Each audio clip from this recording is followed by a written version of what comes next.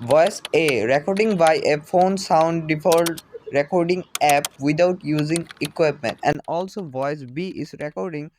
Obviously you will choose B, but এটা কিভাবে করা হয়েছে এই ভিডিওতে আমি দেখাই দিব, সো পুরোপুরি ভিডিওটা দেখতে থাকো। পয়েন্ট ওয়ান, ফোনের যে ডিফল্ট সাউন্ড রেকর্ডিং অ্যাপ আছে ওইটা ইউজ করো এবং রেকর্ড করার সময় একটা জিনিস মাথায় রাখবা, ভোকালটা যাতে একটু পাওয়ারফুল হয়, ভয়েসটা একটু মোটা করে জাস্ট জোরে জোরে কথা বলো, তারপর বাকিটা নেক্সট সেকেন্ড পয়েন্টে আমি বলে দিব।